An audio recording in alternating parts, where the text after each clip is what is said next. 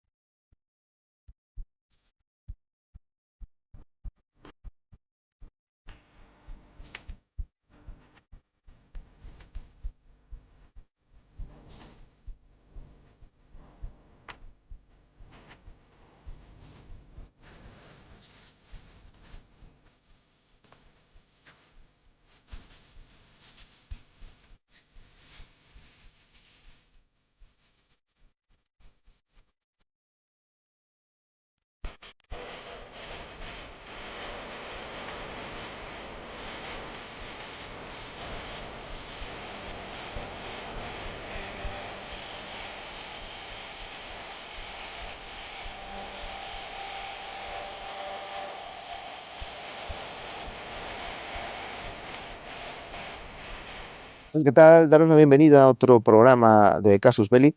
Y bueno, en esta ocasión nos vamos a dedicar a dos de las cosas de esas que nos gustan mucho. A hablar de conflictos olvidados, de cosas que no hace tanto tiempo que sucedieron, pero que ya se han ido borrando de la memoria porque en su momento resultaron a lo mejor incómodas, poco agradables o lo que fuera. Y poquito a poco se han ido arrumbando, se han ido quedando un poco de lado y de vez en cuando hay alguien que lo vuelve a sacar a colación y de repente toda la gente se sorprende, anda, que esto pasó. Es una cosa que trata pues de algo que afectó muchísimo a España, aquí a nuestra gente y a las generaciones que vinieron antes de nosotros, que quedó bastante marcado, pero a nivel individual, porque ya digo que como cuestión colectiva, como tema que tendría que haber sido de obligado conocimiento, quedó muy muy poco tratado y de vez en cuando pues toca volver a remover un poquito el avispero.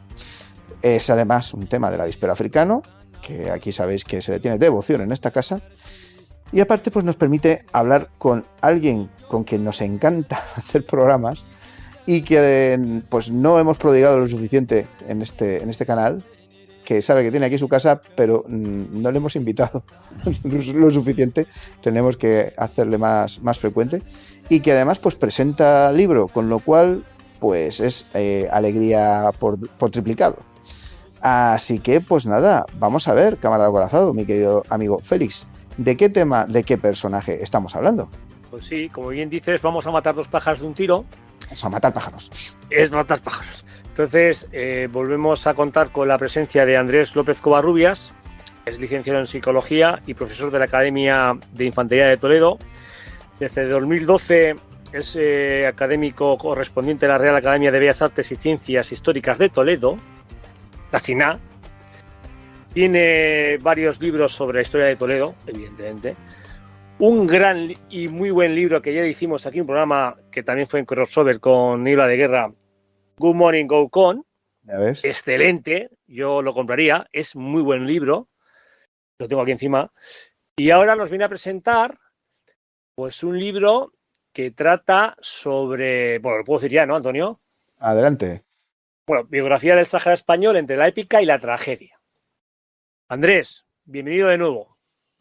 Hola, buenas tardes amigos, ¿qué tal? Aquí cuando os estoy escuchando y decís que no me prodigo mucho en vuestro programa, bueno, yo encantado de estar con vosotros y cuando queráis me invitáis y yo encantado siempre de conversar con vosotros. Ya ves, pues nosotros más aún. Y nada, pues hoy precisamente tratamos de eso, de un tema muy, muy, muy, muy interesante, de que afectó, pues eso, lo que estábamos comentando antes de empezar. Casi en cada casa, casi en cada familia hubo alguien que tuvo que pasar por allí y que contaba luego alguna anécdota, de vez en cuando se escapaba algo, o simplemente mm, callaba y agachaba la cabeza e intentaba no recordar lo que habían sido pues unos tiempos bastante duros en algunas ocasiones, aunque otros pues contaban maravillas y disfrutaron de verdad de una tierra y de unas gentes pues muy peculiares. En fin, pues nada, coméntanos, ¿cómo es que te lanzaste a contar esta historia, a hacer el siguiente libro que has escrito sobre este tema? Bueno, porque me parecía oportuno y me parecía necesario. Oportuno que este año se cumplen el 50 aniversario, una cifra muy redonda, el 50 aniversario del abandono, de la salida de España de lo que había sido durante casi un siglo un territorio español, que era el Sáhara Occidental. Entonces, bueno, aunque cuando yo me involucré en esta historia y empecé a documentarme, pues hace de esto ya, pues casi 3 años, realmente, bueno, yo no sabía si lo iba a tardar, iba a tener que dedicar 1 año, 2, 3, 4, ni preveía en qué momento podía salir, aunque estaba ahí siempre el objetivo de que pudiera coincidir con esta cifra tan redonda de los 50 años, ¿no? Ha podido ser. El libro lleva publicado pues un mes y medio. Bueno, me están llegando muy buenas críticas, muy buenas sensaciones por parte de los lectores, de quien ya se ha acercado a conocer esta historia. Y me parecía, como digo, algo muy oportuno y muy necesario además, porque eso es un tema que aún hoy sigue vigente. Yo digo que es una herida sin cerrar. Se habla en los medios de comunicación, se habla con mucha frecuencia del Sáhara, de lo que allí ocurre y tal. Y claro, y es verdad que hay mucha gente que no sabe por qué hay un conflicto, porque sigue siendo una herida sin cerrar. Eh, es verdad que estaríamos hablando de casi de las nuevas generaciones que no conocen lo que fue aquello. Ya digo, desde hace 50 años el Sáhara dejó de ser un territorio, una colonia, una provincia española, pero por allí pasaron miles de españoles Sí, sí, que sí. fueron a trabajar, que fueron a hacer el servicio militar, fueron a hacer la mili, muchísimos Mm, jóvenes españoles. sí, sí, sí, sí. Esta gente, pues que llegó allí con 18, 19, 20, 22 años, pues afortunadamente hoy en día, 50 años después, viven y pueden contar sus experiencias. Yo, por ejemplo, he podido hablar con gente que estuvo allí y que me ha contado su experiencia. Con otros no he podido hablar directamente, pero por ejemplo, Internet está lleno de testimonios de gente que estuvo allí, que cuenta su experiencia. Algo que en su día fue muy traumático para ellos, o sea, Ujú. al joven Quinto que le tocaba en el sorteo de la caja de reclutas ir a hacer el servicio militar al Sáhara, pues bueno, pues era un drama, pero y porque la situación no era la mejor situación para ir a hacer el servicio militar en un sitio donde había conflicto, donde había atentados, donde había, bueno, pues Se cortaban tensión, atrocidades también. sí, sí, claro, había tensión, había atentados, o sea, en fin, no, y aparte de la lejanía, o sea, aparte de la lejanía era irse al norte de África, bueno, al norte, al noreste al noroeste de África, bueno, pues era un drama. Sin embargo, pues mucha de esa gente que estuvo allí, ahora, 50 años después, pues se queda pues con los buenos recuerdos, con la camaradería, con los paisajes, bueno, es lo que solemos hacer, quedarnos con el paso del tiempo, quedarnos con los buenos recuerdos de las cosas, ¿no? Y bueno, pues por muchos motivos yo creo que era muy oportuno que ahora, de 50 años después, hubiera un libro que recogiera, como lo recoge el mío, pues todo lo que fue la presencia española en el Sahara durante 91 años, casi un siglo. Ujú. Pues bueno, y entonces, en tu libro, bueno, siempre nos sorprendes porque te has documentado con Gokong, te documentaste al límite, estuviste ahí pudiendo recoger incluso, pues eso, testimonios y demás, bueno, con un nivel de detalle, pues muy bueno y además narrándolo de maravilla, que eso es otro detalle. Pero la cosa es, aquí supongo que habrás tenido que acotar un poco el estudio, ¿no? Es decir, habrás tenido que decir, empiezo aquí y termino aquí, porque si empiezas, te pasa como me pasa a mí cuando hago un podcast, que empiezo con los dinosaurios ya. Entonces, Es es una cierto, cosa. doy fe. Ya, Bueno, ya. exageran. El caso sería, aquí que has empezado a narrar, básicamente los inicios de lo que sería la colonización española, o te has ceñido ya al siglo XX cuando empieza ya una explotación más intensa, o trataste los intentos anteriores, cuando ya había habido los primeros contactos durante los siglos XVI, XVII y demás. ¿Por dónde más o menos por dónde empieza tu historia? Bueno, la historia empieza cuando se hace oficial la presencia, no solo la presencia española, sino la administración del territorio. Y eso se hace oficial en 1884. Estamos hablando del final del siglo XIX. Entonces ese es el punto de partida. Es verdad que hago alguna referencia anterior, pues pesqueros canarios, por ejemplo, prácticamente desde la Edad Media o de la Baja Edad Media, época de Reyes Católicos y tal, pues ya se llegaban hasta la costa africana, incluso pues tenían algunos contactos con tribus nativas y tal. Bueno, puedo hacer alguna referencia a eso en el libro, pero realmente esto empieza en 1884, que es cuando España se establece allí, cuando, digamos, se iza la primera bandera española en el territorio. El libro está estructurado y luego a partir de ahí, pues abarca esos 91 años de presencia. Empieza en 1884, termina en 1975. O febrero de 1976, aunque ya prácticamente en esos primeros meses de 1976 ya prácticamente no quedaba una presencia española allí. Entonces, bueno, lo estructuro en 4 partes, digamos, son un total de 28 capítulos, más un epílogo, y lo estructuro en cuatro partes. La primera parte sería la transformación del territorio, que abarca de 1884 a 1958, justo cuando finaliza la guerra de Ifni-Sáhara. Una segunda parte que arranca en 1959 y llega hasta 1974. Esa parte se titula Un nuevo, fructífero y complicado horizonte. Es cuando, digamos, pues se desarrolla de alguna manera más las ciudades, empiezan a llegar contingentes militares, empiezan a llegar colonos canarios, se establecen las industrias. Bueno, es un periodo fructífero, muy fructífero, pero termina siendo muy complicado ya en el año 74, y luego las dos dedico al año 1975, que fue el último año, le dedico 2 partes. La tercera parte abarca desde enero a septiembre, que se titula Una situación insostenible, porque ya era, digamos, todo se había complicado demasiado para nuestra permanencia allí, por una serie de motivos que luego, si queréis, comentamos. Y luego una cuarta parte, que ya el final, desde octubre del 75 hasta hasta febrero del 76, que es cuando se produce ya el abandono definitivo, titulado Operación Golondrina, que así es como se llamó la evacuación del Sáhara. Entonces se titula Operación Golondrina, evacuación total del Sáhara español, porque es cuando en esos últimos meses, desde octubre hasta febrero, se establece una operación bestial, una operación aeronaval para sacar del territorio todos los contingentes militares, a todo el personal civil, todo el personal militar,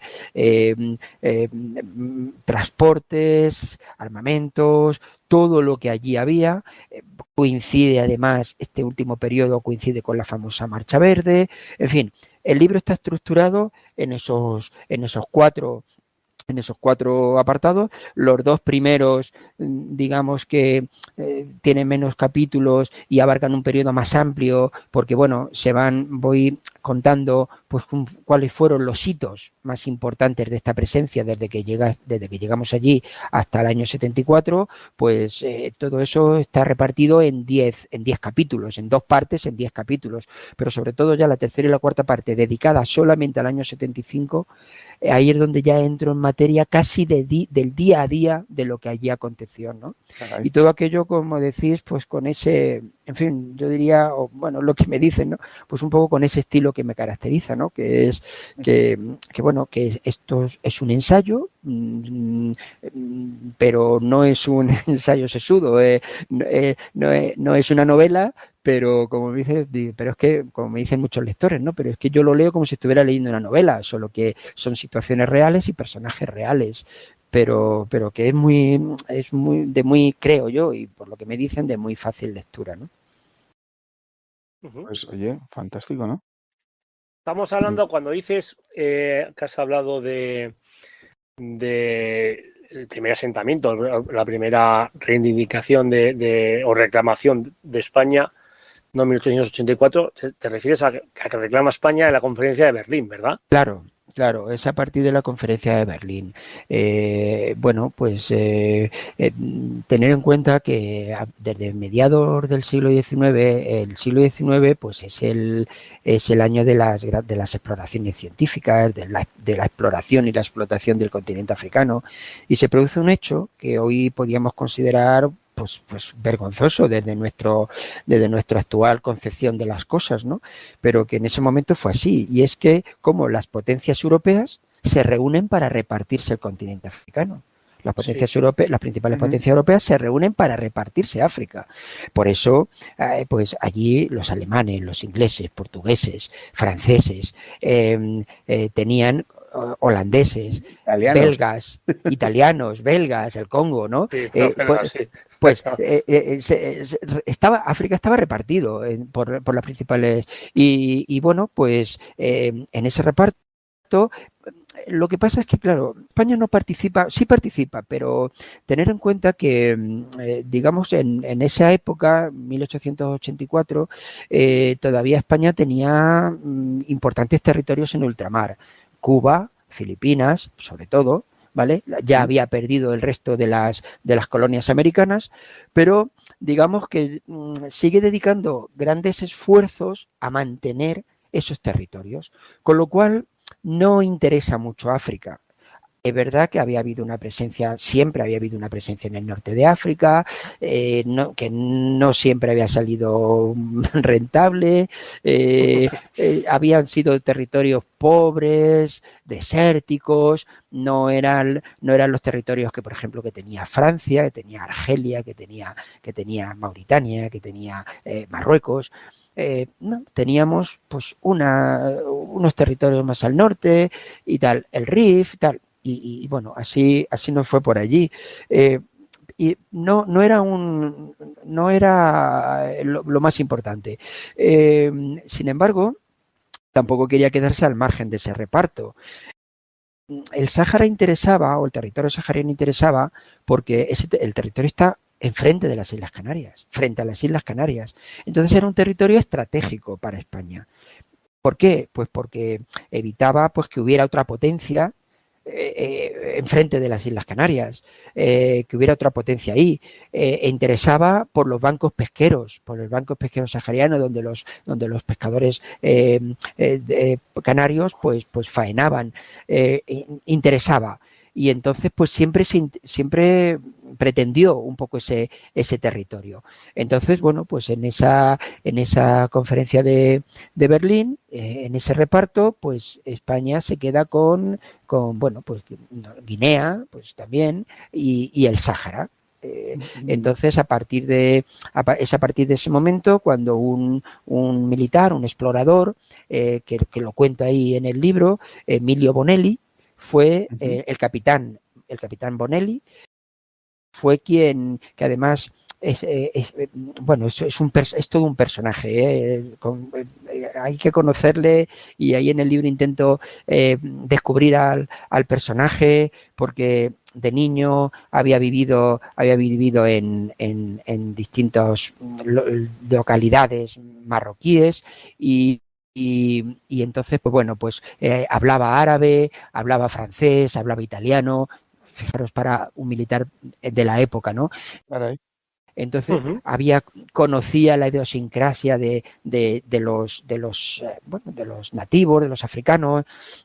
Estaba muy interesado en todo aquello, hizo por su cuenta varias exploraciones y entonces empezó a formar parte de una sociedad que era la Sociedad Española de Colonistas, que se llamaba así, africanos, y que ¿Colonistas, en fin, organizaban colonistas, sí, se llamaba así, la Sociedad Española de Colonistas se llamaba, y eran científicos, intelectuales, que estaban muy interesados en la exploración científica de África, ¿no? Y entonces fue a través de ellos quien propusieron al gobierno, asentarse en este territorio.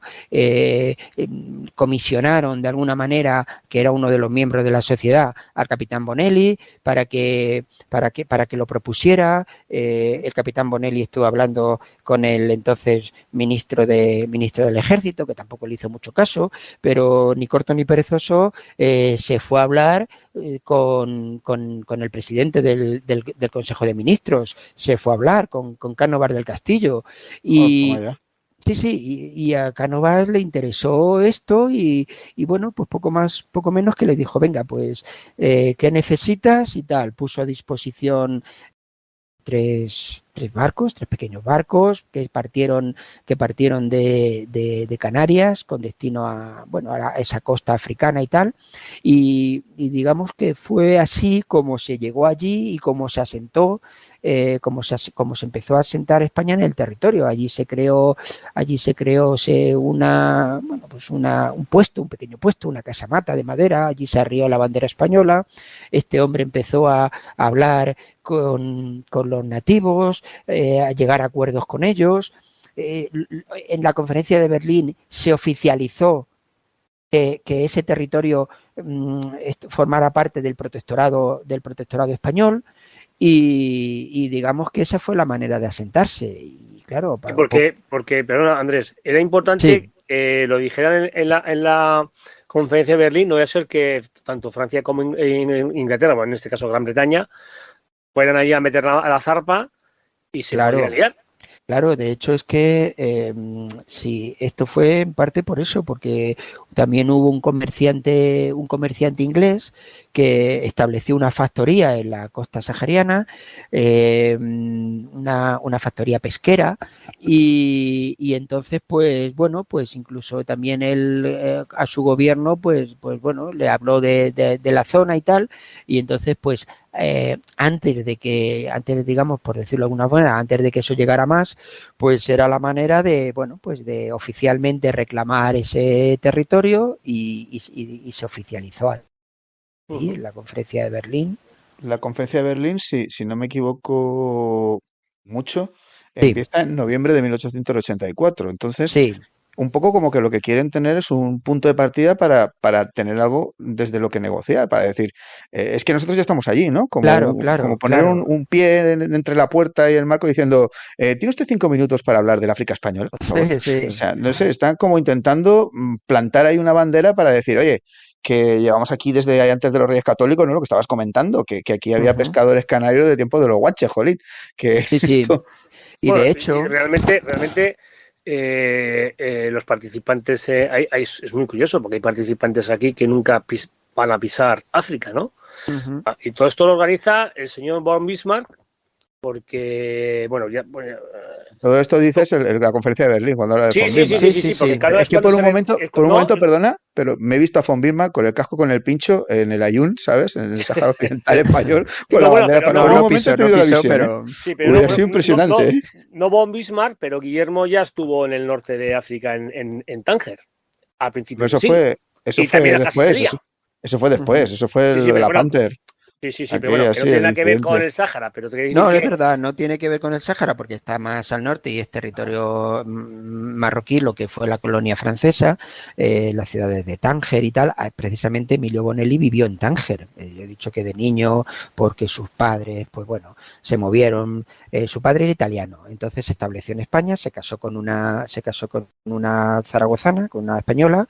Emilio Bonelli nació, por eso se apellida Bonelli, su padre era italiano, pero llegó a España siendo joven, se estableció en Zaragoza, se casó con una zaragozana y Emilio Bonelli nació en Zaragoza.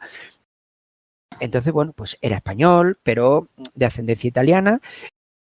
Su padre viajaba mucho, se establecieron en varias ciudades porque un tío de Emilio Bonelli, un hermano de su padre, era farmacéutico en Tánger y por eso pues se establecieron allí. Estando allí, bueno, se establecieron allí porque este hombre, el padre de Emilio Bonelli, se quedó viudo. Esta zaragozana, bueno, pues murió y entonces, pues bueno, pues un poco por distanciarse un poco del lugar en el que había pasado todo esto, pues se fue a vivir este hombre se fue a vivir con su hermano a Tánger y allí se fue Emilio siendo un niño. Entonces, pocos años después, el padre de Emilio Bonelli también murió allí y entonces, pues, Emilio se quedó al cargo de su tío y de la familia de su tío, ¿no?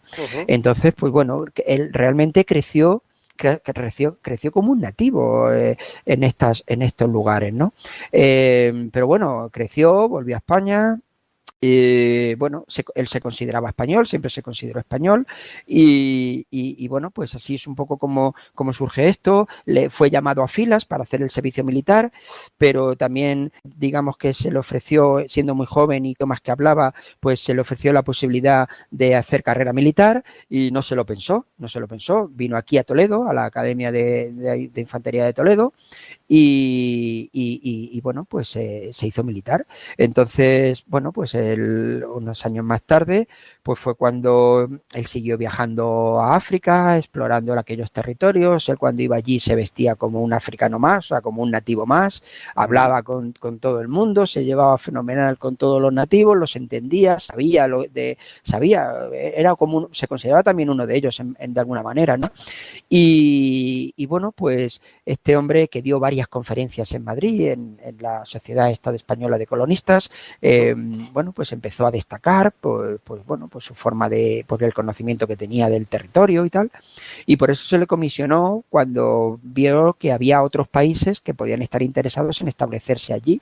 Entonces, bueno, pues propuso esto. El presidente de Cánovas del Castillo, pues lo entendió, le hizo caso y bueno, es verdad que la conferencia de Berlín empezó en noviembre del 84 y realmente el reparto o la oficialidad de ese reparto no se hizo hasta la 1885, pero digamos que era lo que habéis dicho, era decir, que nosotros ya estamos aquí. Que ya hemos establecido allí, que ya hemos izado la bandera española allí, ¿no? Y entonces, bueno, que tenemos, en fin, había en la época de los Reyes Católicos, se llegó a un lugar donde España estableció también una especie de puesto al que llamó Santa María de la Mar Pequeña. Se llamó así ese puesto, que luego desapareció porque eso se abandonó, pero estableció un puesto y ese puesto se creía que estaba, porque fue uno de los primeros lugares donde en el año 1884 luego se estableció España, que coincidía con lo que fue luego el territorio de Sidi Ifni, un poquito más al norte del Sáhara, ¿no? Que allí se pensó que es allí donde había estado establecido esa Santa María del Mar Pequeño. Pero Emilio Bonelli llegó mucho más al sur. Emilio Bonelli llegó a la península del Río de Oro, al sur de lo que luego era el Sáhara, y allí es donde se estableció y allí es donde se hizo la primera bandera, que para que os hagáis una idea, coincide el lugar geográfico con lo que años después sería Villa Cisneros, la segunda ciudad más importante del Sáhara, claro, ¿no? pues, Era el Ayun al sentido. norte y Villa Cisneros al sur, ¿no? Y es un poco así como empieza toda esta historia, ¿sabes? Claro, esta gente lo que estaba intentando es eso, es poner la pezuñita ahí para decir, Luego veremos hasta dónde llega el reparto, ¿no? Que es lo que nos conceden, pero de ahí pues tiene a un paso las rutas que van hacia el sur, ¿no? Claro, Claro. Tiene a un paso también pues el acceso a lo que se llama el centro del continente, que puede ser que luego de territorios importantes, que en esa época ya estaba cartografiado, pero había muchísimas manchas blancas. La expedición de Heinrich Barth, por ejemplo, que es el primero que llega, si no recuerdo mal, al lago Chad, un explorador alemán, que es la primera persona europea que reclama haberse bañado en el lago Chad. Y que dices, pues qué curioso, ¿no? Que estaba una cosa tan grandísima, se sabía que estaba por dentro, pero nadie había estado realmente allí, no lo conocían en lo Occidente. que estás diciendo tú, Antonio, en 1880 tuviste el mapa de la colonización de África y hay un montón de zonas que no están exploradas. Es muy curioso, sí, ¿verdad? había zonas, sí, evidentemente los otomanos tenían Egipto y Tripolitania, que Egipto llegaba hasta casi Uganda, fijaos, Sí. y estaba el califato de Sokoto y el sultanato de Zanzíbar Y Socotora. y el reino de Lunda, y muy bien, estaba muy bien, el imperio Asati, está todo muy bien, pero luego llegas y ves un mapa de 1913 y ya lo ves todo más como, pues, evidentemente colonizado. Es a partir de mediados del siglo XIX cuando se hacen las expediciones científicas más importantes, cuando el famoso Livingstone llega y bueno, son zonas pues ignotas, que no se sabe muy bien pues lo que hay, no se ha establecido contacto con algunas tribus y tal, y bueno, ahí es donde de alguna manera cada país un poco empieza a posicionarse. Tener en cuenta que aunque el Sáhara, digamos, puede ser una ruta hacia el sur, costa atlántica, riqueza, digamos, marítima, pesquera, pero tampoco era una zona apetecible. Digamos que en ese reparto, como en otros repartos en los que ha participado España cuando en el norte de África y tal, en ese reparto tampoco podemos considerar que España saliera muy bien parada, porque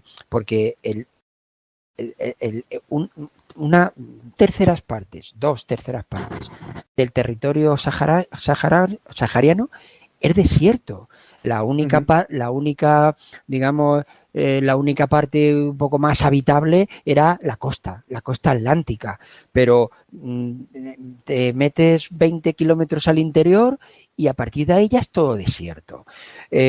Con lo cual ahí viven cuatro tribus nómadas que van con sus cabras, con sus camellos y tal, y no se sabe ni qué riqueza hay allí. Claro, luego se descubren con el tiempo las famosas minas de Bucra, los fosfatos, que fue una de las principales industrias españolas que hubo en el Sáhara. Pero claro, eso no se descubre ya hasta los años 40. Por cierto, del siglo XX. Félix, permíteme que te indique, tiene que ver esas minas de fosfato con los dinosaurios, pero ya hablaremos más. Entonces no es una zona apetecible. Entonces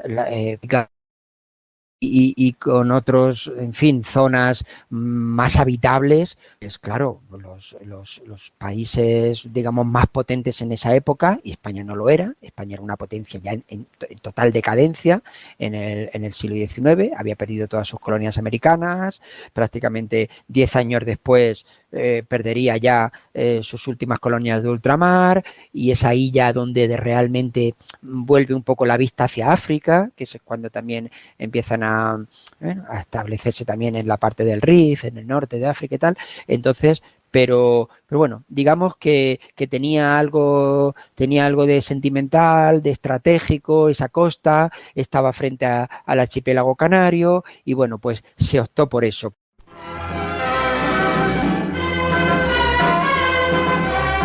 Encuadrada entre Marruecos, Argelia y Mauritania, la provincia española del Sahara constituye parte considerable de nuestra patria en el continente africano sobre una extensión superior a la mitad de la España peninsular.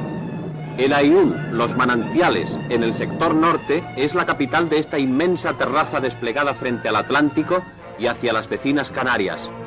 Es una zona de 266.000 metros cuadrados, equivale a lo que es la mitad para que más o menos os hagáis, la gente se haga una idea, equivale a la mitad de la península ibérica. El territorio del Sáhara Occidental equivale a la mitad de la península ibérica, pero es que las 2/3 partes de esa mitad de la península ibérica es desierto. Y bueno, pues allí estuvimos.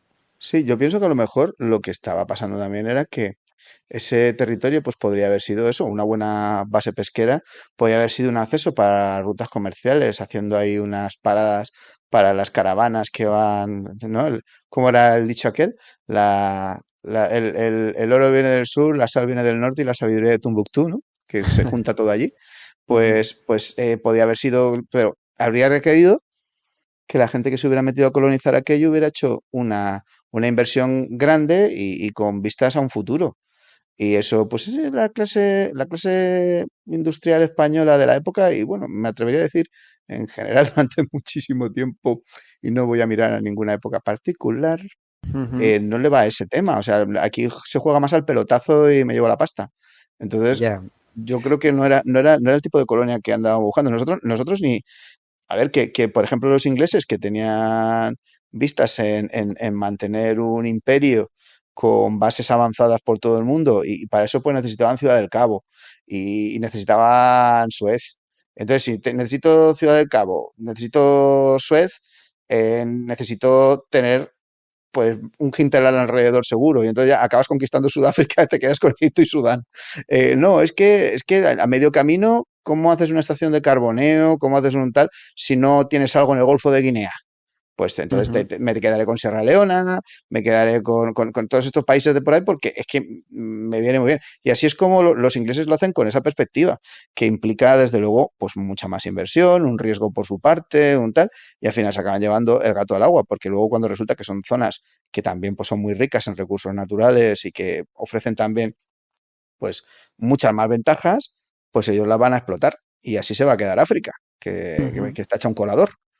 De todas Pero formas, sí. De todas formas, por mucho que digamos, y es verdad, que no era el territorio africano más apetecible o que lo que se podía haber llegado a hacer y tal, bueno, es que de hecho se hizo. O sea, las inversiones que a partir de un determinado momento llegan por parte de la metrópoli, por parte de la corona y del gobierno español, allí, bueno, es que son ingentes. O sea, cuando lo he dicho antes, cuando hay un apartado, una parte del libro, la segunda, que es, bueno, la primera, perdón, que es la transformación de un territorio, que abarca de 1884 a 1958, la transformación de un territorio, pues es que se transforma el territorio. O sea, es que realmente, y digamos, la mayor transformación es ahí, pero es que luego a partir de ahí, en ningún momento dejan de llegar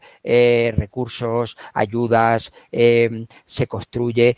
Fijaros, simplemente, si me lo permitís, hay en el capítulo 2 del libro, se titula Rediseñando un espacio infinito. Fijaros que os he dicho que las 2/3 partes del territorio era desierto. Vale, pues permitidme que no tardo nada, os leo un pequeño párrafo que dice: más allá de la labor inicial del aragonés Emilio Bonelli, casi un siglo atrás, ya, digamos, esto lo plantea desde casi ya del final, ¿no?, de la presencia española. Sería necesario plantear algunas cuestiones que nos permitiesen entender o cuanto antes situar el devenir de los acontecimientos. Por ejemplo, y aquí planteo una serie de preguntas. Y en estas preguntas que se pone de manifiesto lo que allí hizo España, ¿no? Por ejemplo, ¿cómo logró España establecerse en un territorio con una extensión equivalente a la de la mitad de la península ibérica, ínfimamente poblado y con un clima y una geografía tan hostiles? ¿Cómo llegó a fundar ciudades, a dotarlas de infraestructuras y servicios, a domesticar el desierto, a confundirse con el tórrido paisaje? ¿Cómo llegó a transformar la vida de los pueblos nómadas, a integrar a miles de nativos en las Fuerzas Armadas o a fijar una considerable e inédita población foránea? ¿Cómo pudo transmutar en provincia una colonia con el único propósito de escamoteársela a sus legítimos representantes? En fin, estas preguntas lo que plantean es un poco luego lo que pasó al final, ¿no? ¿Cómo permitió España que la situación se fuera de las manos? Me encanta cómo escribes, lo siento. Es que soy Bueno. muy fan, tío, me encanta cómo lo dices. Bueno, es una pequeña parte que de alguna manera pone de manifiesto cómo llegó a transformarse ese territorio. Los nómadas se hacen sedentarios. Las tribus que viven en jaimas y que guerrean entre ellos y tal, terminan viviendo en pisos que se construyen, en casas, en las principales ciudades, de no haber absolutamente nada a que hubiera, pues como aproximadamente en lo que es este territorio, como unas 30 ciudades con hospitales, con escuelas. Pero eso, yo creo que eso ya venía de serie, porque eso también lo hicimos en América Claro. en el siglo XVI. Mira, yo me atrevería a decir que no hay ni un solo tropel, ni una sola potencia que tuviera cualquiera de estos territorios en África que llegara a hacer en ese territorio lo que España hizo en el Sáhara. O sea, canalizaciones, aeropuertos, puertos, dotar de viviendas a los nativos, darles un DNI, hacerlos españoles. Le digo, anécdota a pie de página. Un amigo de mi hermano, que es conocido mío y que yo también pues lo considero amigo, su abuelo fue gobernador militar en Sidi. ¿Ah, sí?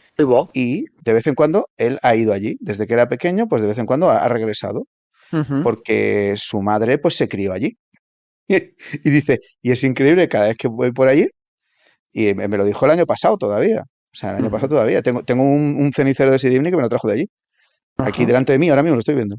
Y me decía, dice, es increíble porque cada vez que yo voy allí, las personas mayores empiezan a decirle a todos los que tienen alrededor, mirad, es la familia del gobernador, es la familia del gobernador. Y empieza a decir, esto, es que todavía le recuerdan porque los polideportivos que hay allí son españoles, los sitios donde juegan al fútbol y todo eso, y decían además, la gente mayor de allí decía, es que yo resulta que no sabía que cuando me retiraba del ejército tenía derecho a una pensión. ¿Es verdad? Y el gobernador se las apañó y dice, y todavía cobramos la pensión de haber sido tiradores de INE. La urbanización de la pequeña ciudad, con sus edificaciones de carácter oficial, templos de moderna estructura y viviendas de blancas cúpulas, ofrece una sugestiva estampa.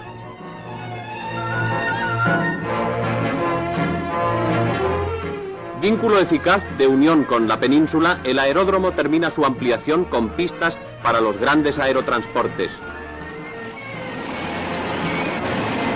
Prolongan la red terrestre de comunicaciones, carreteras como esta, de la playa a Layún, ya terminada.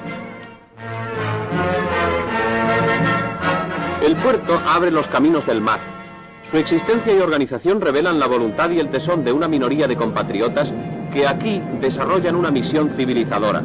Los pocos saharauis que pudieron salir del territorio en el último momento, cuando el abandono, y se establecieron en Canarias, en la península, ya tienen sus años, recuerdan perfectamente todo aquello. Es verdad que hubo momentos muy delicados, porque cuando en los años 70, a principios de los años 70, pues en 1973 surge el Frente Polisario, en 1970 ya había movimientos, digamos, nacionalistas en el Sáhara que propugnaban pues la independencia y tal, pero esto no era porque fuera cosa de ellos, sino porque prácticamente a finales de la década de los 60, principios de los 70, ya se habían descolonizado más del 90% de los territorios en todo el mundo, en América, en Asia, en África, ya prácticamente todos los países que habían sido colonias ya eran independientes. ¿Y a qué ha sido eso? Los nuevos drones de los reverdes. Oye, espero que sea lo último, ¿eh? Bueno, nosotros ya hemos cumplido por hoy. Eso, que lo defiendan otros ahora. En la pasada guerra nos endiñaban mejor. Joder, antes pagaban más, ¿eh? Y yo pues pon el Casubel y ese guapo mientras tomamos algo, ¿no? Se me ha agotado la batería. Pon el tuyo mientras lo cargo un poco, anda. Es que no tengo el fan y hoy es viernes de fan. Pues yo creía que te lo hiciste ya, con todo el rollo ese que me pegaste la vez pasada. Es que en un mes me faltaron 3 pavos para escuchar Quevedo y ya ves. Mira las amigas del party, ella se quedó mirando. Vale, que hace un año que me gorroneas los fans, vamos. Era eso, escuchar a Lola Índigo en bucle. La Virgen, solo te falta la diva rebelde, ya no te suscribiste más, ¿eh? Que me daba rollo. Yo creo que no te van a castigar, tranquilo. Lo que no sé es si voy a poder escuchar lo que me he perdido. Sí, claro, igual que un fan nuevo. Ah, joder, y yo escuchando el podcast del vaquerizo. El intelectual. Es gratis. Sí, es que es una realidad social informativa. Es que me pagan por escucharlo, pero es una mierda. Joder. Pero ahora que lo dice hay una cosa. A ver, es que en la trinchera de al lado le tomo prestar móvil al sargento y no tiene libros porque es de fuera. ¿Yo puedo ponerlo en Pocket Cast o en Apple Podcast o en Spotify? Sí, claro, y los episodios para fans también, ¿eh? Yo no joda. ¿Sí, que yo? Que sí, hombre, que si estás apuntado a los fans, sí, y además es fácil, ¿eh? ¿Fácil? ¿Está para nosotros? Vamos, que si pude yo, pueden todos. Y si no, les escribes a los Casus Belli que te mandan un tutorial así, facilito. Oh, mola. ¿Y sin publicidad? Y sortean cosas. No joda. ¿De gratis? Sí, cada mes, a todos los fans. Juegos de mesa, revistas, videojuegos. Anda, y oye, una cosita. Es que un amigo que era de la vieja guardia... De la primigenia, de aquellos de antes del 2020. Sí, de eso, de los que pagan todavía renta antigua, que dice que un día le pasó no sé qué con la tarjeta que no podía pagar y se le anuló la suscripción. Eso me pasó a mí, les escribí. Y te mandaron a la mierda. No, pude darme de alta otra vez con la tarifa mínima, que uno ya es de la vieja guardia, como dices tú. Ah, ¿y cómo lo hiciste? Pues nada, le mandé un correo al mail ese que salen los episodios y solucionado. ¿Y siguen teniendo 500 episodios de histórico? Que va. Ve, ya sabía yo que ahí había algo ya. Que no, que ahora son como 1000 y cada viernes el exclusivo, como siempre. Tía, pues me apunto de nuevo. A ver, nombre de usuario, tigretrianero71@gmail.com. Tío, que viene otro dron, vámonos. ¡Ya, su puta madre! Conduce tú, que estoy acabando de inscribirme. ¿Pero ahora? Que llevo muchas pocas atrasadas y luego se me olvida. Venga, sube al Land Rover, vamos. ¡Que nos matan! Bueno, son países independientes y no es que los saharauis tuvieran nada contra los españoles, tenían pues que de alguna manera a principios sobre todo de los años 70 pues los empezaron a considerar también de alguna manera pues unos ocupantes, ¿no? En el sentido de que vale, nos habéis dado mucho, nos habéis dado todo, nos hemos hecho sedentarios, nos habéis dado hospitales, educación y tal, pero queremos ser un país independiente, como los países de nuestro entorno, como Argelia, como Mauritania, como Marruecos. Queremos ser un país independiente. Gracias por todo, pero tenemos derecho a ser un país independiente. Por lo menos decidirlo si quieren serlo, ¿no? Pensaban ellos claro, que se podría lograr, a lo mejor habría gente pues como todos, ¿no? Que pensaban que se podría conseguir una mayor autonomía, una autodeterminación hasta cierto punto, otros hablarían de independencia y habría gente que diría, pues estamos muy bien así, o sea, ahí debía de haber de todo. Sí. Pero yo creo que igual se manejó mal, ¿no? ¿Tú qué opinas? Sí. Igual se podría haber hecho de una manera se manejó fatal. Se manejó fatal, o sea, decir que se manejó mal es quedarse muy corto. Se manejó fatal pues por las circunstancias, porque claro, a ver, nadie es ajeno al momento, a la situación y a las circunstancias. Entonces, los saharauis tuvieron mala suerte en el sentido de que había... ¿Sí? En el momento que fue. Claro. Tuvieron mala suerte en el sentido de que tenían al norte un país que se había hecho independiente en el año 56 y que era Marruecos y que desde el primer momento que consiguió su independencia se convirtió ya en expansionista. Entonces, Mohamed V, el padre de Hassan II, pues ya empezó a reclamar, ya desde el primer momento, empezó a reclamar pues las posesiones de Ifni, del Sáhara, como que era parte natural, una extensión del territorio marroquí, que también luego con Hassan II, pues fue una pretensión también muy interesada, porque Hassan II, cuando se asume, ¿no?, la corona de Marruecos, pues no es muy aceptado por el pueblo, no es muy aceptado por el propio ejército. Hassan II sufre en el año 71 o en el 72 y en el 73 sufre 2 atentados que estuvieron a punto de costarle la vida por parte de su ejército, ¿no? Entonces, digamos que asume la petición de los grupos más nacionalistas del Gran Marruecos, que ya venía de época de su padre, y entonces, pues de alguna manera maneja eso para buscarse un enemigo exterior, lo típico, buscarse un enemigo exterior para unir en torno a él, en torno a su figura, unir a su pueblo, a su ejército y tal. Y entonces utiliza la baza del Sáhara y le sale bien. Cuenta con importantes apoyos.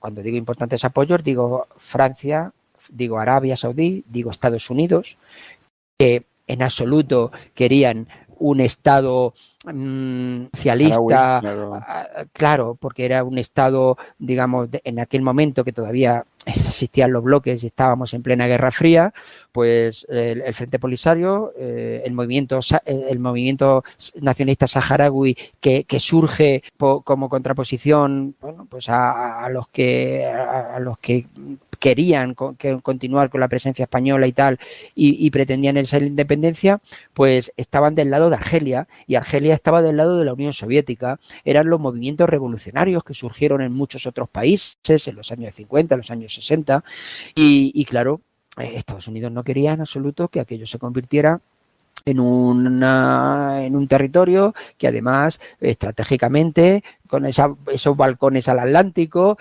y entonces pues se puso del lado de Marruecos, que siempre fue un aliado fiel de Estados Unidos. Claro, también el momento que se dio, el momento que se vio en España, que fue fundamental. Aquí estaba terminando también un periodo histórico, que era el periodo de la dictadura.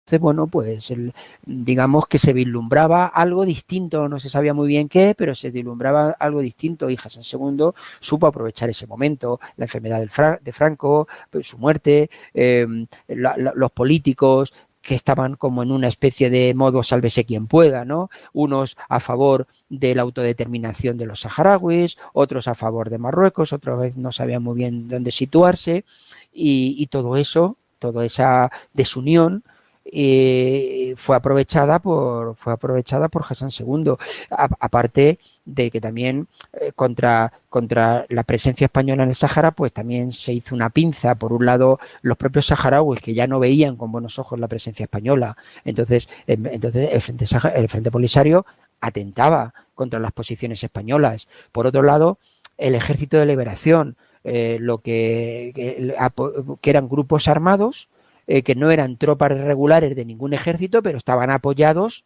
económicamente y a nivel de formación, estaban apoyados por Marruecos. Y entonces, pues igual, pues el Frente Polisario, por un lado, con su reclamación de su independencia, el Ejército de Liberación, apoyado por Marruecos, que lo que quería era que España se fuera de allí y dejara paso libre a sus pretensiones. Y entonces entre el año 73 y el año 75 aquello era un infierno en cuanto a atentados, en cuanto a ataques, secuestros de personal civil, secuestro de patrullas, de tropas nómadas. Bueno, recuerdo una anécdota que me contaba el hermano de una tía mía que estuvo allí, que fue él estaba en las tropas nómadas, haciendo el servicio militar, y bueno, a la gente de mi pueblo, que siempre lo mandan al peor sitio, y resulta que fueron de los que entraron en aquel famoso caso del Fortín de la Legión, que fueron asesinados todos mientras dormían. Eso no pasó en el Sáhara. Eso es en otro sitio. Mira, pues él siempre me dijo. Sí, no, eso no pasó en el Sáhara. Sí hubo muertes. sí que dio algún golpe de mano, asaltando pues algún fortín aislado pues que estaba vigilado por soldados nativos, soldados de tropas nómadas, pero por soldados saharauis de tropas nómadas, ¿no? Y que incluso muchos en el último momento pues simpatizaban casi más siendo soldados españoles, bueno, algunos, tampoco hay que generalizar, pues simpatizaban con este movimiento de liberación o con estos movimientos del Frente Polisario, ¿no? Pero no hubo un acontecimiento en el que el Frente Polisario asalta un puesto y matan a todos sus integrantes. En algún caso fueron secuestrados, pero luego fueron liberados, o se les quitan las armas y se les deja allí maniatados y se van y no aviséis y no digáis nada hasta que nosotros no nos hayamos ido, cosas así. Entre los españoles y entre las tropas españolas, tanto españoles como saharauis, hubo más muertes por ataques del Ejército de Liberación que por ataques del Frente Polisario. El Frente Polisario, como me decían algunos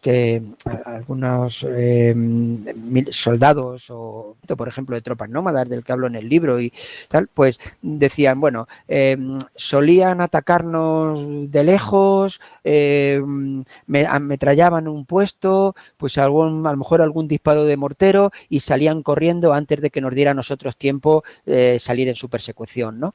Entonces causaron alguna baja, es verdad que causaron alguna baja, pero fueron normalmente en enfrentamientos a una patrulla o a un grupo de guerrilleros del Frente Polisario que se metían en unas cuevas y tal, y en la refriega del enfrentamiento y tal, pues resultaba muerto, como resultó muerto, por ejemplo, el sargento Carazo de la Legión en 1975, o por ejemplo, se dio el caso del secuestro de dos patrullas de tropas nómadas, donde los propios soldados de tropas nómadas saharauis se rebelaron, eran simpatizantes del Frente Polisario, se rebelaron contra sus propios compañeros, que había también saharauis que no sabían nada y fueron los primeros sorprendidos, y contra los soldados y los oficiales españoles de esas patrullas.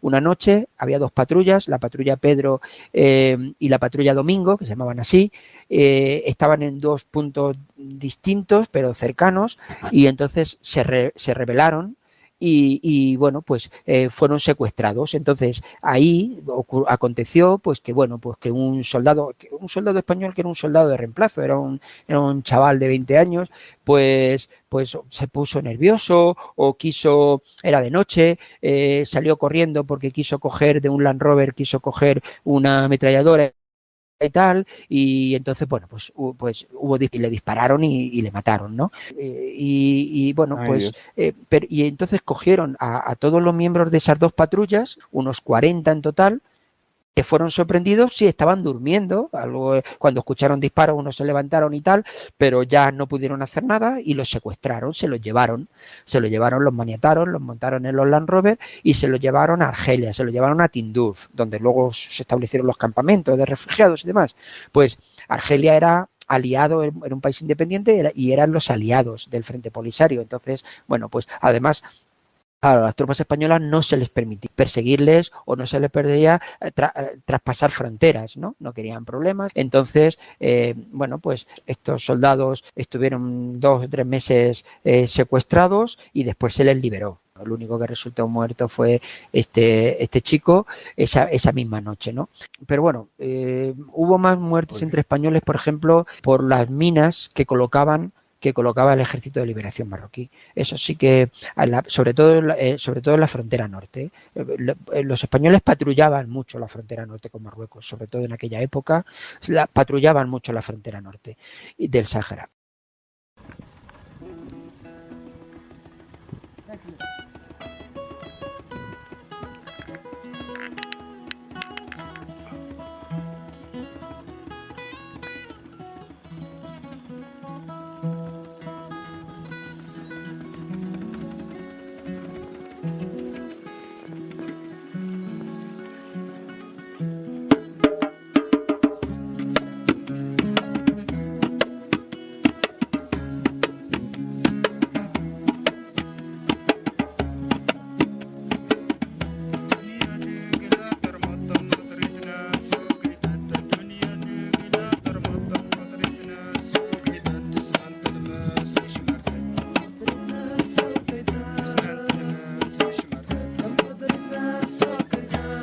en aquella época se usaban, habían desplegado desde Gando los Texan, ¿no? Los aviones estos de entrenamiento, pero que iban armados con cohetes Sí, y sí, ametralladoras sí. precisamente para hacer patrulla en esos Sí, sitios. sí, sí, eso ya fue en el año 74-75, cuando se desplegó, sobre todo en el 75, y sobre todo también con vistas a lo que ya se les venía del tema de la Marcha Verde, que fue en noviembre, ¿no? Entonces sí, se desplegaron aviones, pues allí se creó la unidad de helicópteros, una de las primeras unidades de helicópteros que tuvo España y que tuvo el ejército español, se estableció en el Sáhara y fuimos a Estados Unidos a comprar unos helicópteros, que eran los Hull, los Bell, estos que se utilizaban en la guerra de Vietnam, los famosos Y los helicópteros. Hiwi. Y entonces se compraron 12 helicópteros y todos fueron a parar al Sáhara. Y desde el año 72 se creó la UEL, la unidad de helicópteros, pues para transporte. Luego se montaron en algunos de estos helicópteros se montó ya otro tipo de armamento y tal para Madre mía. y bueno, pues eso fue ahí. Ya digo, es que entre el año 74 y el año 75 fueron muy complicados. Por eso, claro, en España cuando llegaban pocas noticias, pero se sabía un poco lo que allí estaba pasando. Y claro, imaginaros las familias en un sueldo de quinta, claro, pues, al Sáhara, pues bueno, pues ya era pues echarse a temblar, porque sabía que, sin saber muy bien lo que estaba pasando, se sabía que allí bueno, era poco lo que pasaba, pero sobre todo hubo muchos atentados con granadas, con mortero y sobre todo con minas, por donde se sabía que patrullaban o que iban a pasar los Land Rover, las patrullas españolas, pues se minaban esos caminos. Y entonces, pues en junio de 1975, una patrulla en este caso eran artilleros, bueno, pues un Land Rover pisó una mina, saltó por los aires, el Land Rover llevaba cinco ocupantes y los 5 murieron en el acto prácticamente. Y los 5 eran españoles. Esa era la situación que se estaba viviendo entonces, en ese momento allí. Sí, sí. Vamos, además Antonio, tú lo sabrás porque lo tenemos pendiente, se llegó a la famosa, carros de combate, los M48 y sobre todo Mi favorito, el los MX-30. Los MX-30, iba a decir los Leclerc, fíjate tú lo que estaba pensando y los Leclerc no son. El Leclerc, No, perdón. metemos un Leclerc ahí ya. No, los MX-30, que estaba pensando en otra cosa. Los MX-30 Sí. con la compañía Bacalí. Parte de la división acorazada fue desplegada al Sáhara a partir del verano del 75. Llegaron muchos medios. Lo más moderno del ejército español, lo más moderno de la época, estaba en el Sáhara. Aviones de combate, barcos, fragatas, carros de combate, que en parte fue adquirido para desplegarlo en el Sáhara. Lo único es que muchos de estos medios se les compraba a Estados Unidos, pero Estados Unidos decía, vale, yo os lo vendo, pero no lo podéis utilizar en el Sáhara.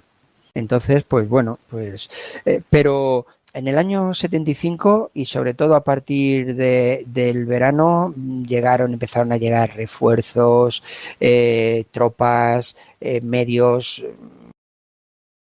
Yo recuerdo porque yo era muy, muy pequeño, pero recuerdo una imagen, supongo que la habré visto después, no en alguna reposición o algo de eso, de un militar que estaba hablando delante de unos carros de combate en medio del desierto, que como que gritaba mucho, como que estaba diciendo algo así de que de aquí no nos mueve nadie o algo así. Eso fue en la Marcha Verde.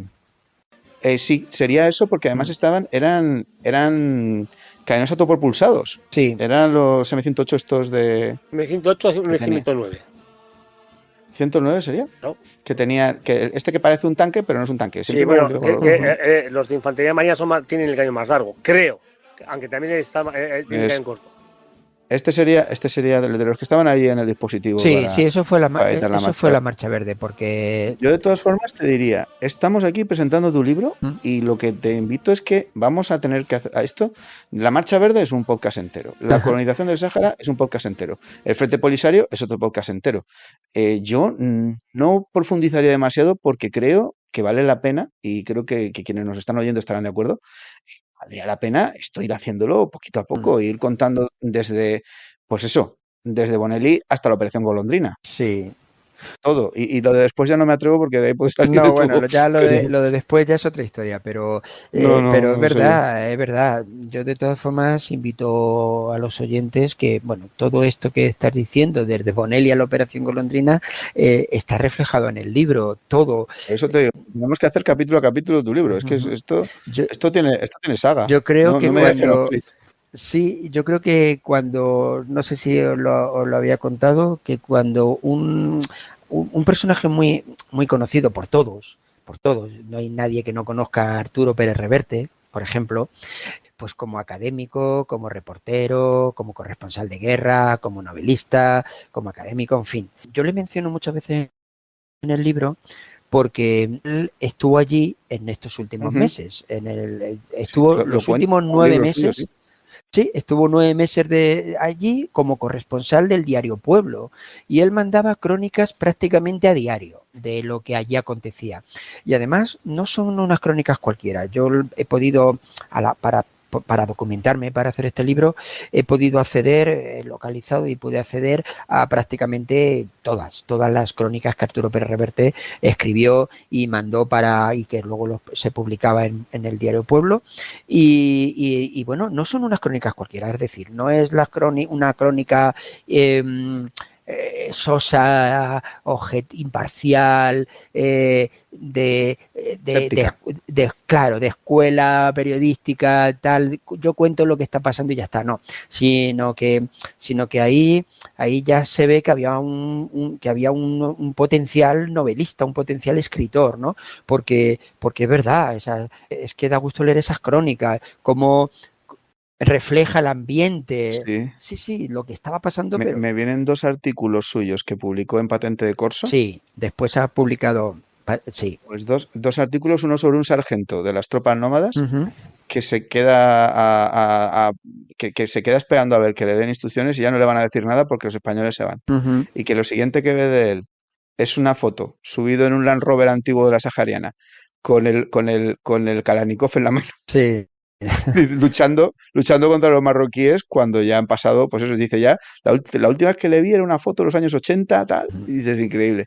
Y me recuerdo otra que me gustó un montón, que era la historia de un soldado de reemplazo que estaba en la puerta el día en que unos marroquíes están paseando por la última fase ya de la retirada, que fuera del vallado que han hecho para el personal español, están los marroquíes queriendo entrar porque dicen que les han tirado piedras desde dentro y que quieren coger a quien sea. Y el soldadito, ahí él solo, diciendo que no abre la puerta, que no abre la puerta, que no abre la puerta. Y los otros diciendo que te matamos, que no sé qué, que tal. Y el tío que no abre la puerta. Y hasta que aparece por ahí el suboficial de guardia con el resto de la gente y tira patadas a los marroquíes de allí, que luego coge y se llevan al soldadito y dice, mira, hoy te vas a tomar algo con nosotros en la cantina de oficiales, porque, tío, vaya huevo que le has echado. Sí. O sea, muy bueno. Él se hizo muy amigo de muchos militares, porque convivía con ellos.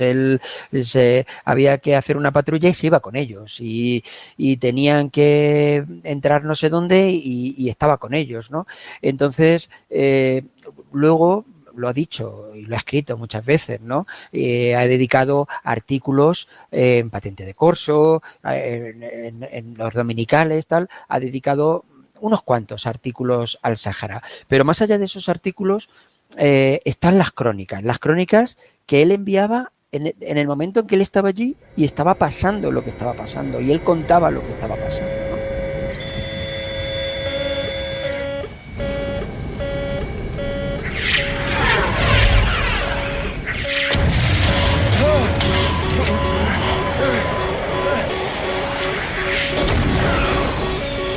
Mayo de 1960. La Guerra Fría está en su punto más álgido. Un avión espía norteamericano sobrevuela la Unión Soviética. Su misión, capturar los secretos mejor guardados del Kremlin. Su nombre, U-2. Su piloto, Gary Powers. ¿Qué pasó realmente en el cielo aquel día? ¿Por qué Estados Unidos mintió al mundo entero? ¿Fue Gary Powers un héroe o un traidor? No te pierdas El incidente del U-2, la nueva miniserie de Casus Belli con 3 episodios que desclasifican la historia contada hasta ahora.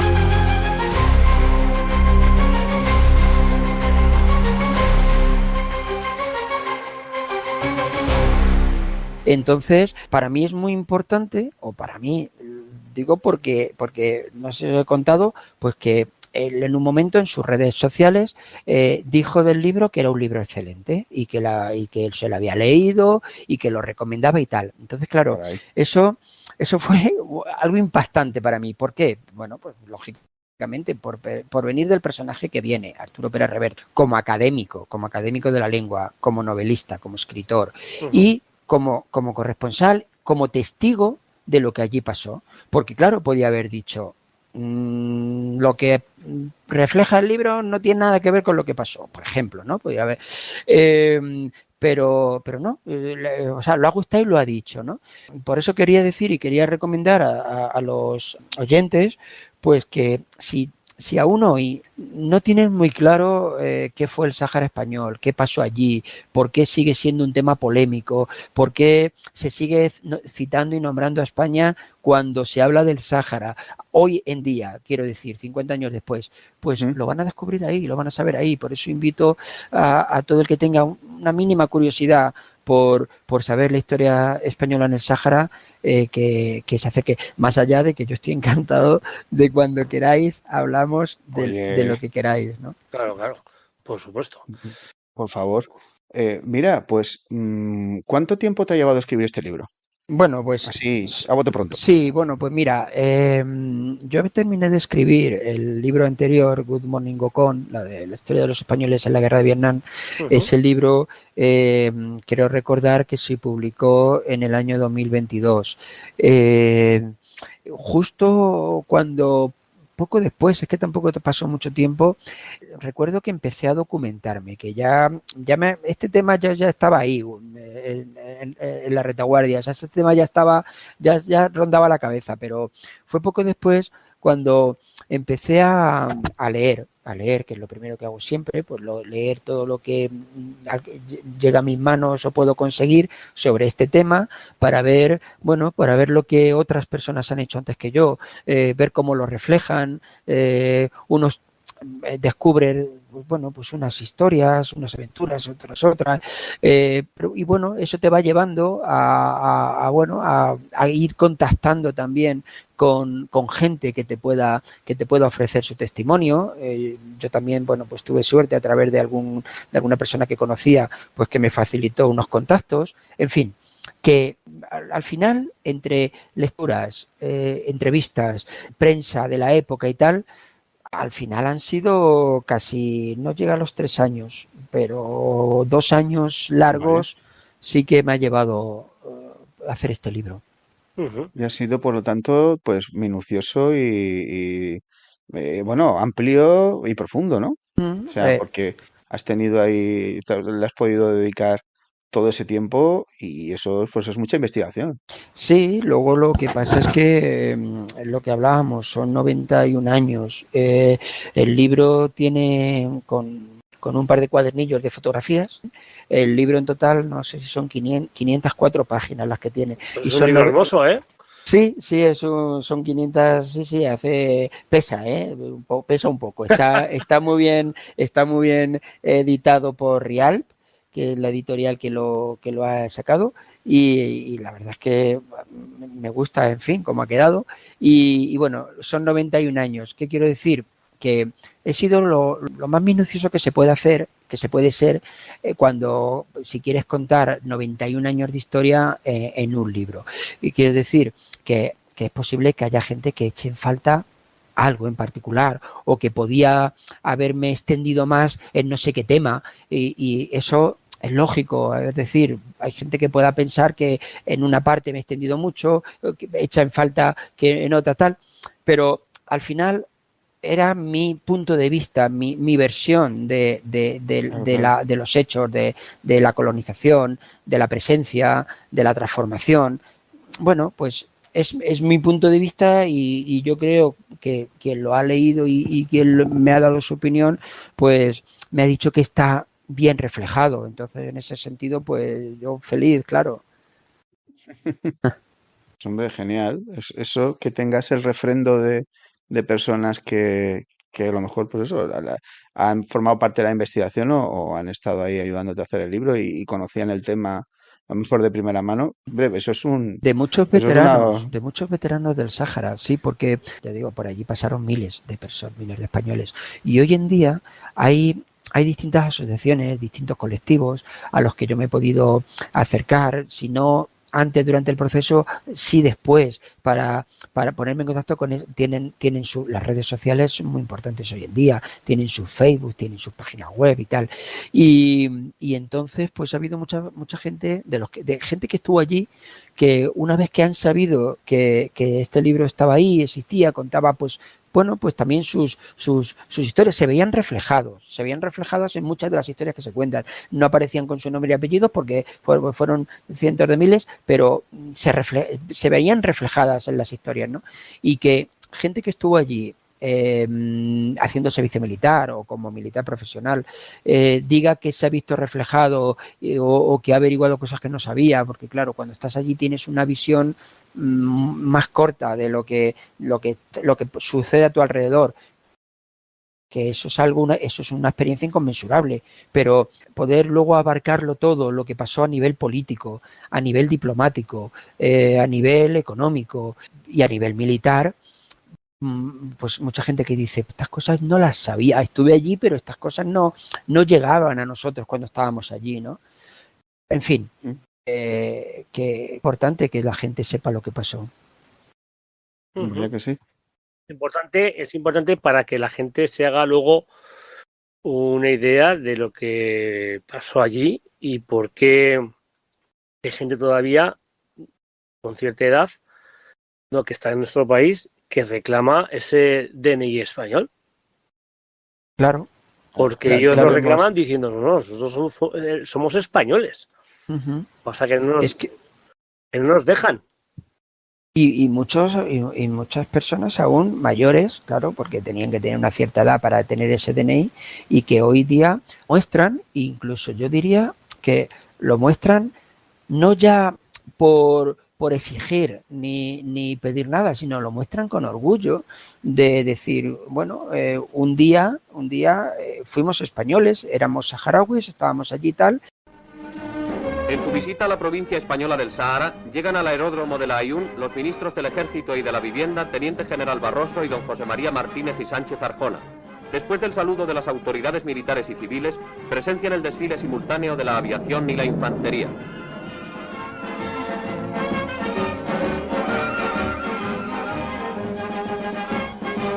Las palabras árabes Hana y Zania, somos hermanos queridos de España, se oían con frecuencia pronunciadas por caídes y notables. Los camelleros saharauis ponen su nota pintoresca en el desfile.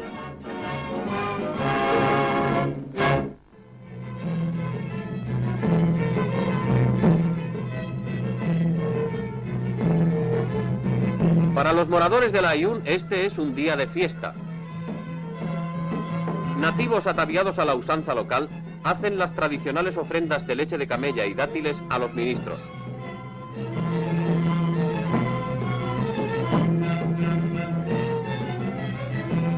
Se lee un mensaje de gracias por la atención del gobierno a este trozo alejado de la patria. Claro, es verdad que la historia no los ha beneficiado en cuanto a lo que allí pasó y las consecuencias que todo aquello tuvo, ¿no? 50 años después siguen en campos de refugiados, los que se quedaron a vivir allí, digamos, se sienten sometidos, ¿no?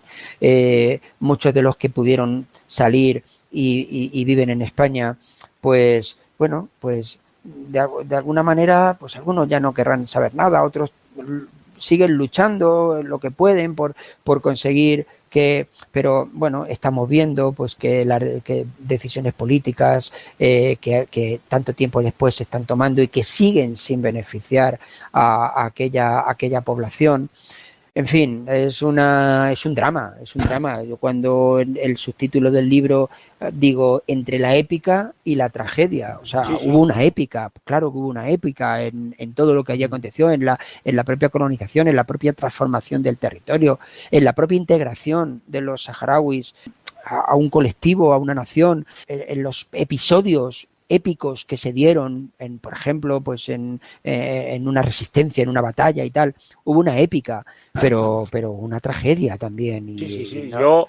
Yo he llegado Fíjate a escuchar, perdón, Antonio, yo he llegado a escuchar que fue el mayor abandono ciudadanos españoles por parte de España a nivel internacional. Sí. ¿Sabes qué pasa? Que no es algo que... Sí, Antonio. Sí, pero que eso es algo, yo insisto, aquí hemos venido a hablar de tu libro, sí, y esto excede con mucho el contenido del ratito que podemos hablar de ello, porque es un tema que, aparte de la polémica que lleva y del enorme drama humano, sí. algo que no ha desaparecido de ninguna manera. La huella que ha dejado en ese territorio es tremenda, pero también en nuestra forma incluso de vivir actualmente. A mí me llama la atención, fíjate, cuando se monta las protestas aquellas de Zambla, Sí. que bueno, ahí habrá un caso flagrante de asesinato de un detenido, será asesinado, que el hombre este que había Bashiri. movido el Bashiri, que había movido la protesta y tal, pues será... Nadie ha vuelto a saber de entonces. Sí, es uno de los acontecimientos que trata el libro, porque digamos que fue un punto de inflexión. En esos 91 años hubo varios puntos de inflexión, ¿no? La guerra de Irán y Sáhara fue uno de ellos, y este fue otro. Y fue un punto de inflexión. Lo que yo me llama muchísimo la atención, porque digo que es que eso no desaparece. El que manda a los legionarios que van a ayudar a la policía en la disolución de la manifestación, pues es un tal Carlos Díaz Arcocha.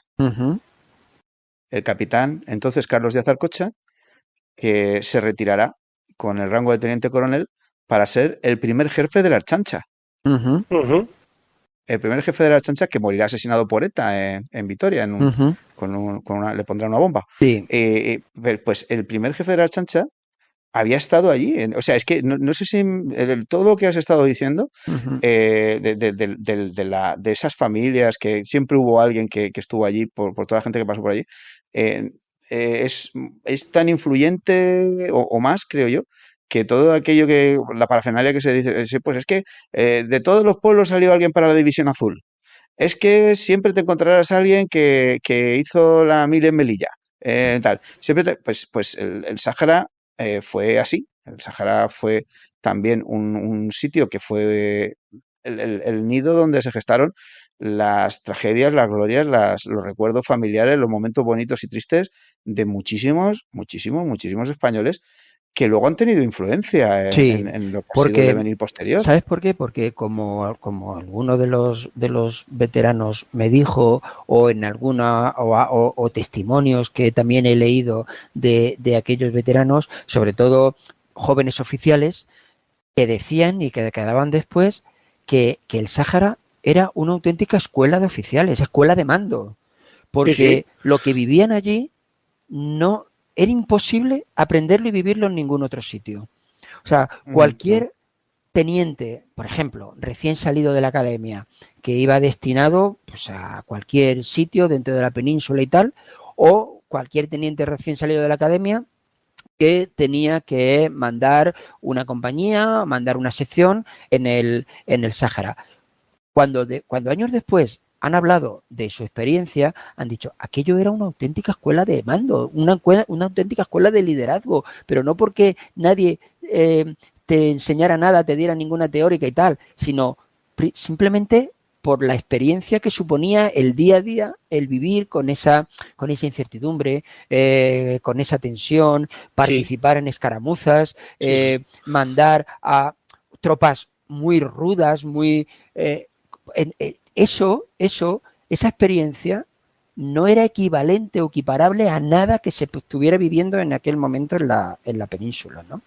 Sí, bueno, luego daba puntos para ascender, ¿no? Es como cuando hay una misión internacional, te vas y eso te concede una serie de puntos para luego los posibles ascensos. Yo, por ejemplo, antes off the record hemos comentado que mi tío abuelo estuvo allí, aprendió a conducir tanques y a montar en camello. Claro, y resulta, y eso no lo hubiera hecho en ningún otro sitio. Claro, no hubiera sido el era de la Sáhara, Arma lo hubiera Caballería y aprendió a conducir en un Chafi. Porque tengo la foto, tengo la foto. Mira, hay un testimonio, hay un personaje, hay un testimonio porque digo, pues con este hombre he hablado mucho a lo largo de varias entrevistas para hacer el libro. Bueno, pues este es un señor, bueno, era teniente de la Legión, 24 o 25 años tenía. Luego, bueno, siguió su carrera militar y ya pasó a la reserva y se retiró como coronel, ¿no? Ahí está en el libro, pues, parte de su testimonio y de su experiencia, ¿no? Bueno, pues resulta que él llegó al Sáhara a finales del año 74 y llegó junto con otros jóvenes tenientes que prácticamente acababan de salir de las academias, pues porque él estaba destinado en un primer momento en un CIR, en Córdoba, en un centro de instrucción de reclutas, un CIR. Y entonces, pues, digamos que cada mes cogían a estos jóvenes tenientes que estaban en distintas unidades y tal, y cogían a un grupo y se los llevaban al Sáhara un mes, simplemente para que conocieran la situación y fueran conscientes de lo que allí estaba pasando y tal, y de alguna manera pues también se bregaran en aquello, ¿no? Bueno, pues la mayoría después de ese mes se volvía, ¿no? Bueno, pues cuando él llegó allí les dejaban elegir en qué cuerpo, en qué arma, en qué unidad, en qué no sé qué, y él dijo, no sé, bueno, pues la Legión. Vale, pues al día siguiente ya tenía el uniforme de la Legión puesto. Al día siguiente ya era legionario, ya tenía el uniforme de la Legión. Y resulta que cuando salía de patrulla, tal, y cuando empezó a entender lo que allí pasaba, lo que se estaba viviendo allí y tal, dijo, lo planteó así, dijo, yo donde quiero estar o donde creo que debo estar es aquí. Yo no pinto nada en Córdoba, en el CIR, en la tal. Claro, le dijeron, ya, pero bueno, pero es que eso no puede ser. O sea, aquí ha venido y tal. Bueno, pues coincidió con una visita de una recepción del ministro del Ejército entonces, ¿no? Y Coloma Gallegos, que llegó allí en una recepción en el cuartel de Sidi Bulla y tal. Y entonces, pues, bueno, pues se presentaron y tal, o los presentaron, y a este hombre, a este teniente, pues le presentaron o pudo intercambiar unas palabras con el ministro, y se lo dijo. ¿Y usted qué tal? ¿Usted qué quiere? ¿Dónde quiere? Y tal. Yo quiero quedarme aquí. Y me dijo, y que el ministro le ha dicho, pues quédese. Y claro, le dice, ya, pero claro, esto no puede ser y tal. Bueno, pues usted solicítelo por los canales con los documentos oficiales. Haga una solicitud y me la hace llegar y tal. No. Se tuvo que volver a Córdoba, presentó esa solicitud y se lleva la sorpresa porque él en el escalafón no estaba para ser destinado allí, había otro escalafón. Bueno, pues al cabo de muy poco tiempo le dicen que le habían concedido que regresara al Sáhara y a la unidad en la que estaba la Legión. Así que volvió y ahí se quedó hasta el final. Fue de los últimos que salió. Y dijo que él, donde tenía que estar o donde su cabeza le decía que tenía que estar, era allí, ¿no? Bueno, pues casos como estos, que a lo mejor él en ese momento no estaba pensando si iba a cobrar más o si le iba a valer como antigüedad o para el escalafón o tal. No, él simplemente sentía que tenía que estar allí.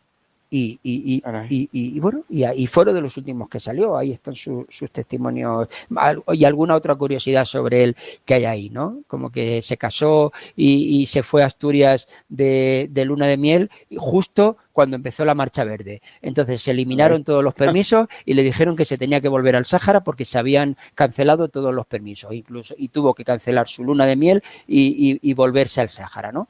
O sea que, en fin, todo esto son cosas que ahí aparecen y, en fin, hay de vez en cuando alguna anécdota para hacerlo más llevadero también.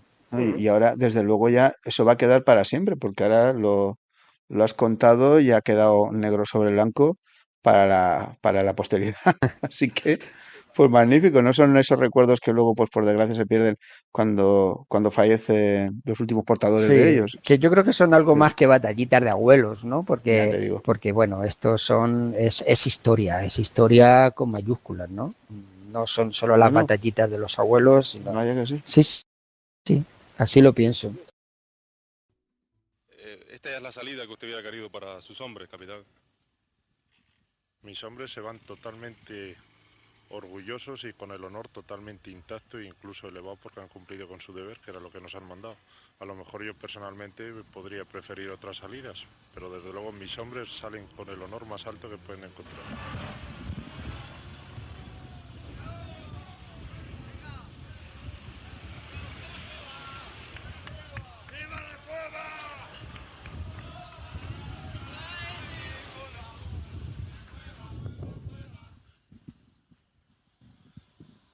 Han pasado 3 minutos desde que salió el último coche de la Legión.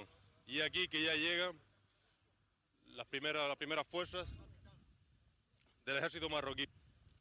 Cuéntanos, ¿cómo podemos adquirir este libro tuyo? Bueno, pues el libro creo que está en todas las librerías, bueno, y donde no esté se puede encargar, porque es algo que me pregunta mucha gente a través de las redes sociales, ¿no? Pues lo puedes encargar en la librería más cercana que tengas, que te lo van a traer. Y luego están todas las plataformas digitales, tanto en papel como en ebook, como en libro electrónico. Se puede adquirir a través de, bueno, pues cualquiera de las plataformas digitales, Amazon, Casa del Libro, FNAC, en cualquier plataforma digital se va a encontrar. O sea, yo creo que el que tanto si se encarga en librería como si se hace a través se compra a través de una plataforma, en 2 días el libro está en casa. O sea que yo creo que nadie que realmente lo quiera tener va a tener dificultades para encontrarlo. Y bueno, pues entonces, a ver, aquí como siempre nos gusta recomendar que el librero es el librero Sí, El de toda la del barrio, vida. el que tiene yo he empezado por el de ellos, toda la he vida. empezado por ellos. En la librería más cercana se encarga, he empezado por ellos. Luego están las otras Pues, posibilidades, sí. pues eso, nada, de recomendar que empecemos por ahí y decir que eso, que de Editorial Rial, la biografía del Sáhara Español por Andrés López Covarrubias, entre la épica y la tragedia, y que, bueno, pues aparte que hay, bueno, que seguro que también los amantes del libro electrónico lo tienen Sí. para poderlo tanto en ebook como en Kindle como demás, Uh-huh. pero que bueno, que para los que somos unos enamorados de la celulosa, Sí. los que necesitamos oler a tinta, Sí. pues Pasar las bueno, páginas pues con los dedos, ¿verdad? eso Sí. es, poner un separador de Sí, libros sí, ahí, sí, sí. Ahí estamos de acuerdo.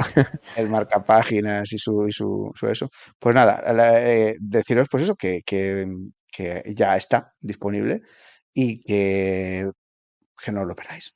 Y nada, pues La gente lo yo creo compre. que, exacto, Que la hombre, gente lo o lo compre. alquile.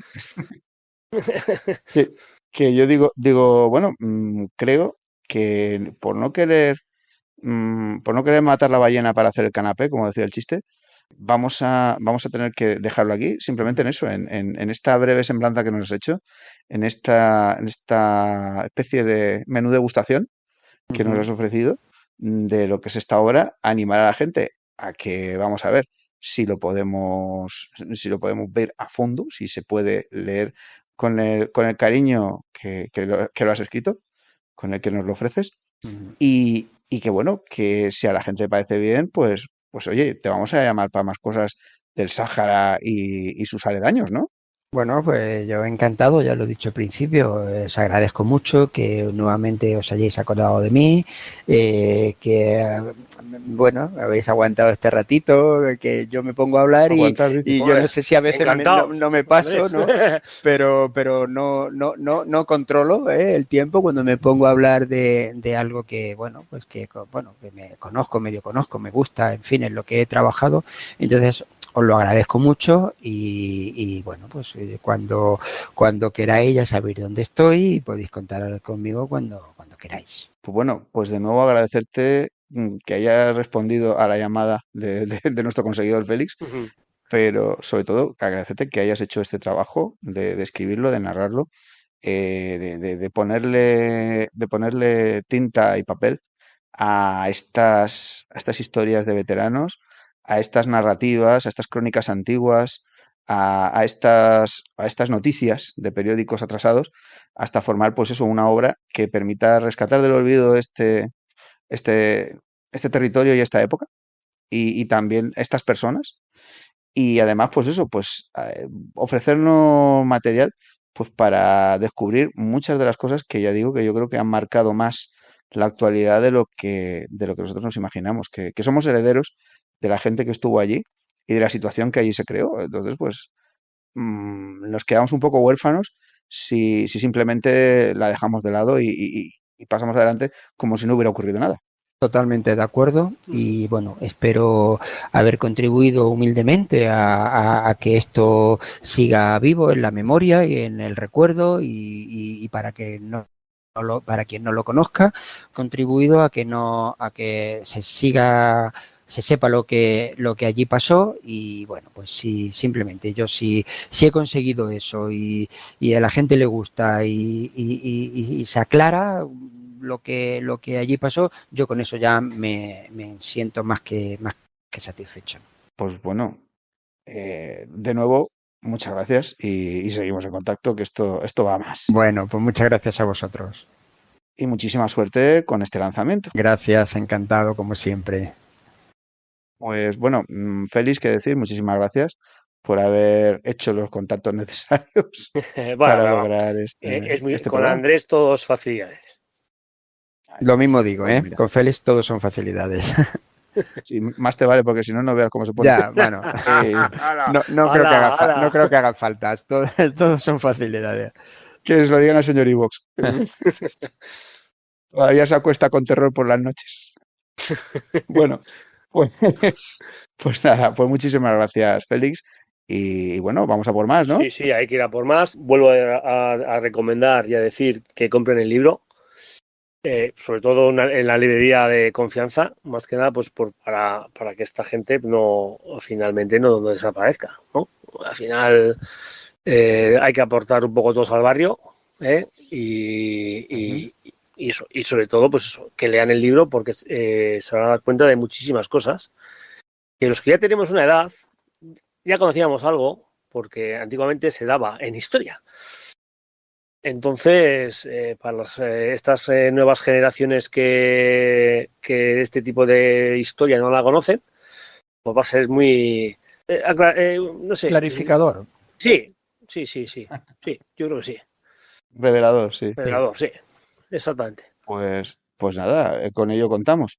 Y bueno, a quienes nos habéis escuchado, pues simplemente eso. Esperamos que os haya parecido tan interesante y tan entretenido y tan revelador, como decía Félix, como lo ha sido para mí y para nosotros en general, para Félix y para mí. Esperamos también, pues eso, que el programa os haya, pues eso, despertado el recuerdo de aquel familiar o de aquel conocido que tenía alguien que contó alguna vez algo y que, bueno, pues os lo haya despertado dentro de los recuerdos. Esperamos también, pues eso, que la curiosidad os haya picado lo suficiente como para echar a correr automáticamente hacia la librería para adquirir el libro y B, pues en los comentarios que esperamos por vuestra parte, pues nos digáis si os apetece que sigamos adelante con una mini saga, no sé, con unos cuantos programas por lo menos que vayan a hablar de esta época y de esta región, de lo que significó y de lo que significa y de lo que fue su pasado, del presente un poquito y bueno, y que nos atrevamos quizá a atisbar un poco del futuro. Y bueno, pues nada, como siempre, estos comentarios son los que estamos esperando, que a nosotros nos dan pues, muchas ideas y también, pues si no os gustó, pues criticarlo y decir, oye, pues mira, otro día, yo qué sé, queremos hablar sobre el calendario lunar chino o queremos hablar sobre la evolución del precio de la cebada en los campos de Centro Europa o el mercado de futuros de los microchips. Nos lo decís y nosotros encantados de aceptar vuestras sugerencias. Pero si esto os ha interesado, por favor, hacérnoslo saber y meternos caña que esto vale la pena. Dadle al me gusta si os